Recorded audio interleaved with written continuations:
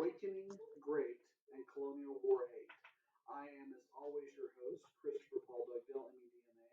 We are Duncanville High School in these United States, and today is September 24th, 2020. And on this date in history, in 1908, the first Model T was completed on the assembly line. Also, tomorrow's my wife's half birthday, so if you see her, sing happy half birthday to you. Have a great day. Okay, so uh, we'll go ahead and move to this. If you were a slave, there were a couple of ways that you might be able to get. Well, there are a couple of different ways for you to fight slavery. Okay, one of the ways you could do is work slower or work less, and believe it or not, as a result of that, there will be a new science created that talks about a disease that black people have, where they are lazy or work less.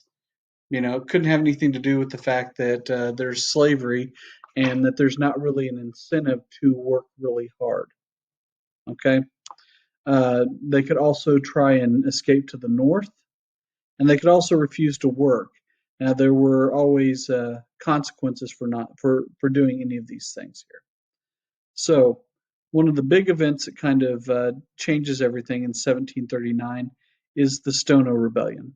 Okay, in the Stono Rebellion, slaves killed their masters and went plantation to plantation and started doing the same thing until they were stopped by a militia, and about 30 to 40 slaves were executed. Their heads were put on pikes so that everyone would see them as they came into the area. This is what we do to people that rebel and kill the masters.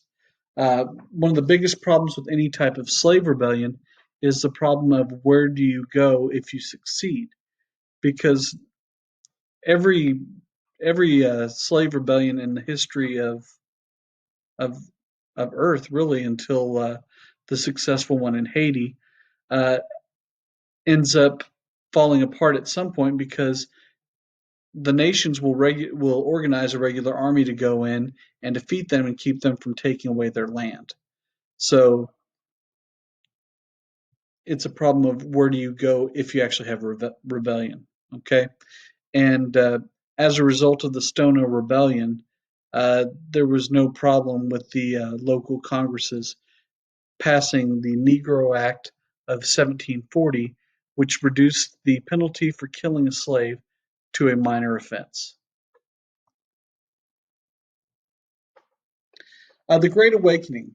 Now, some of you may still be wondering why we talk about religion so much, and it's because of the major things that come out of this. This is a religious revival that affects all 13 colonies. Now, you have two major preachers of this time that are moving from area to area. You have Jonathan Edwards and George Whitfield. Jonathan Edwards had a message called Sinners in the Hands of an Angry God. He delivers it with fire and brimstone and anger and raising his voice. He talks about how hell is real and that God's judgment is certain and you will go to hell and hell is a horrible place. Okay? That was all Jonathan Edwards, and it got a lot of people to convert. Now, there were two different groups within the church. One of them had a major problem with all these conversions, and that was a group called the Old Lights. They did not want change in the church. They didn't want all these revivals, and they're more of what you might call today as conservatives, people who wanted to keep things the way that they are. Okay? If you look at a lot of the followers of Trump that like the message of make America great again, for a lot of white people, America was kind of great at one point. And that's not the case for any minorities that live in the country or any source of immigrant, white or otherwise. So it's that kind of thought that goes behind some of these conservative ideas is we want to keep things the same because we don't want to lose what we have. Okay. And a lot of people have that same type of concern. And if you want to see a bunch of panicked people, look at teachers trying to move through this period of change. Okay. Remember that education has remained pretty much the same for the last 150 to 200 years. We should probably move to something of a year-round system where we go for about 9 weeks on and 4 weeks off, getting the same amount of time off, but have it spaced off in the year, and you'd get to enjoy almost the entire months of like March and June and September and December. So, there are ways to do that and make it work and make things a little bit more modern, but no one likes to change from that, and there's always arguments. New lights are more like liberals of today. They focus on personal salvation and change. One of the groups that was really interested in this were tenant farmers and enslaved Africans because this salvation was available to everyone, not just the elite, not just the white, but anyone could be saved, and it would tear down some of the walls between white and black people. Eventually, though, they would find new ways to try and use religion to keep people in their place. Physicians. Most of the physicians of the time were extremely poorly trained. Uh, there was no real medical school until 1765. There's still bleeding people as a remedy. If you got sick during that time, the best thing you could do is don't go to the doctor. Uh, Sometimes you might only spend a month following a doctor around before they let you practice medicine on your own. And bleeding, you're a little bit hot, so let's let out some of your blood. Or let's have you eat like 20 apples. If you've ever heard the saying, an apple a day keeps the doctor away, that's because it keeps you regular. It makes you poop. When you eat a bunch of them, it makes you poop a lot. Okay? 1 in 5 Americans caught smallpox until they developed a vaccine. The vaccine basically you jab your knife into a smallpox bubble or sore, and then you go up to someone who doesn't have smallpox, and then you stick them with that. And if they don't die, then they have some type of immunity to smallpox. A lot of stabbing for this. The church was against anyone getting a vaccine because they thought that if you do this, you don't believe in God for your healing. So a lot they would. These are the original anti-vaxxers, by the way. Okay, so you tell everyone, do not go and get these shots or these remedies or these vaccinations because God can save you from anything. Okay. Education in England was only for the really wealthy people. Okay, Puritans stressed individual Bible reading, and literacy was promoted. They wanted everyone to have a personal relationship with God. Harvard's opened in 1636, which is the oldest university in the United States, but it's still about 80 years after the University of Mexico and the University in Lima, Peru were both opened. Uh, Benjamin Franklin, by the way, this is about 100, at least 100 years after Harvard was opened the University of Pennsylvania, and it was the first non-religious university. Most of the universities before that were mainly geared towards making people into ministers.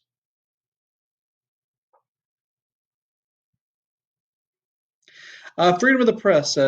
Peter Zinger was a newspaper writer and printer, and he wrote an article that the local governor was corrupt and started to print about the illegal things that they were doing.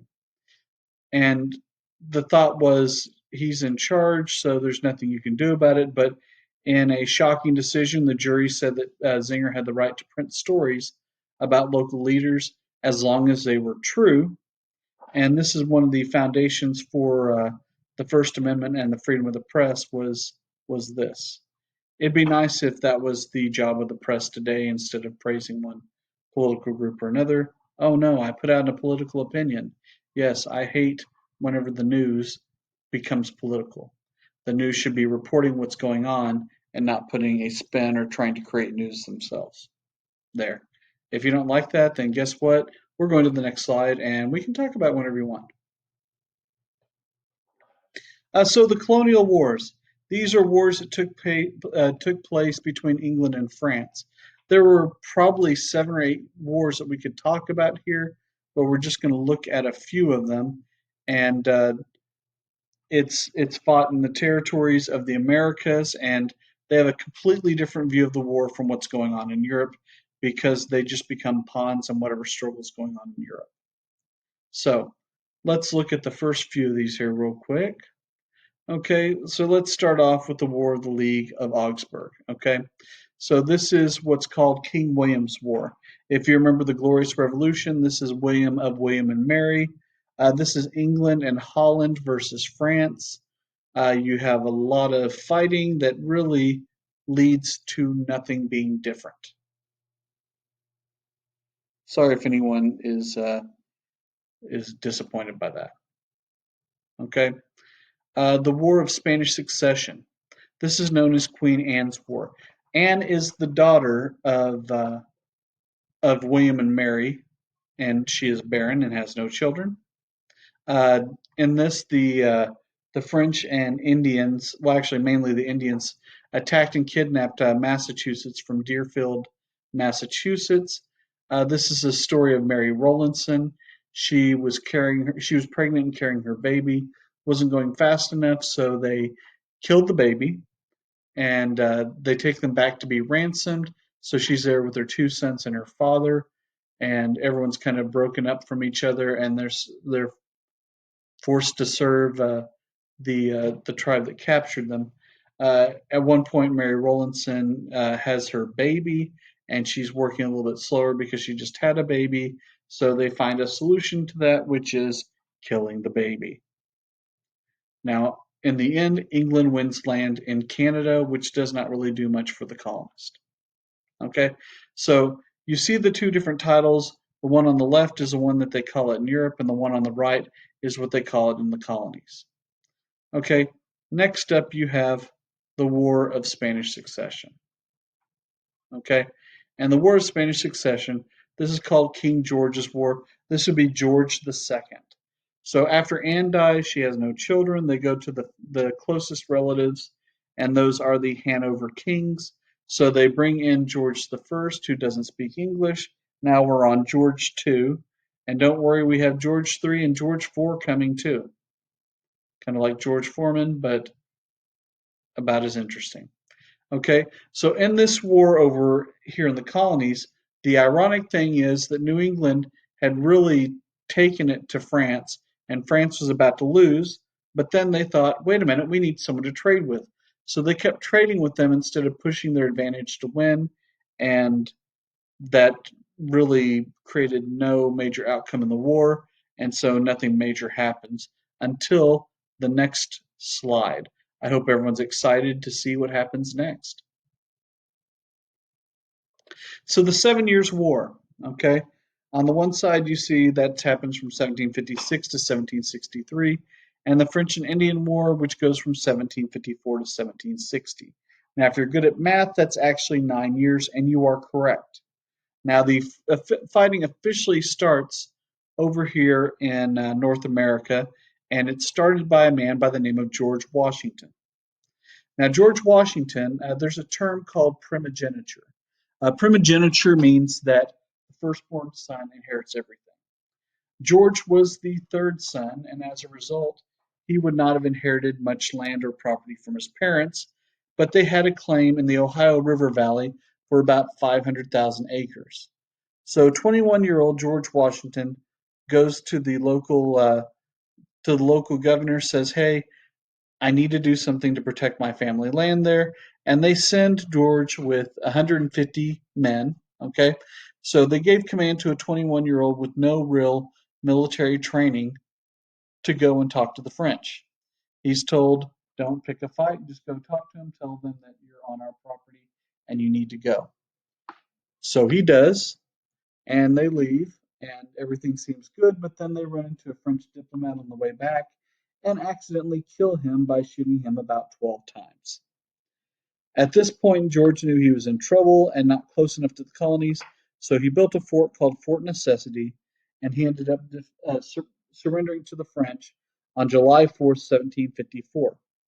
Okay, now the only reason I have that date, it's not really important for any reason other than just kind of the irony of it being such an important date to American history. He was sent home and told to promise to never go and fight again. And he gets home and he's still going to fight. That's what George does. So about this time, Britain decided that they needed to come up with a plan to make it cheaper to defend the colonies. So what they did is they created the Albany Plan of Union, and in this, the British planned to get all the colonies to join together for their own mutual defense.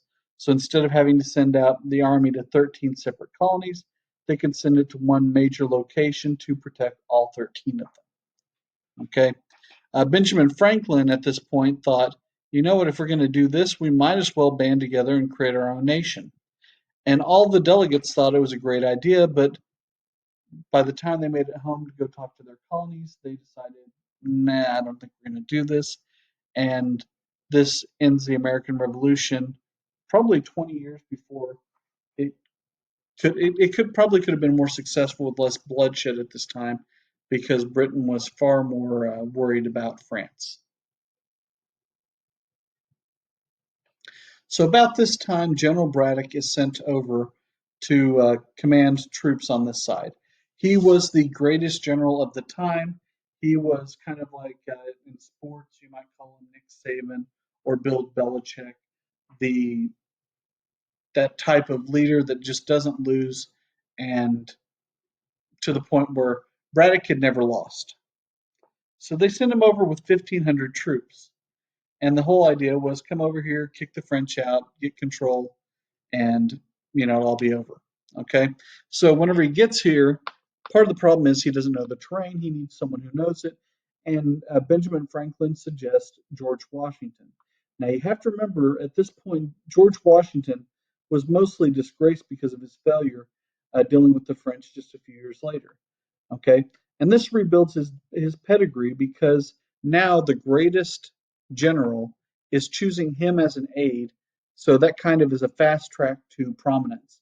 So if they go and do something great, then George Washington's name is no longer mud, and he has a chance to do something great. Okay, so they go to Fort Duquesne. The battle starts, and within a few minutes, Braddock is killed. Washington, though, continues to fight and starts to build such a major reputation for himself. He jumps on his horse and he rides into battle, and the horse is shot out from under him. Now, the thing you may not understand is if you have a horse shot out from under you, that is about 600 to 800 pounds of horse that may fall and roll over you and crush your spine or your legs or your everything. Okay. Now, I happen to know that whenever you hit a horse or you're hit by a horse, it can do a lot of damage.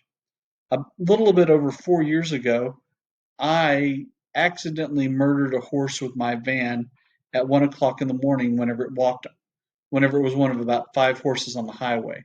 I'm not proud of this. I don't like killing horses with my car. And if I do have to kill something, I prefer to eat it. That's the way I was taught whenever I go hunting. Okay.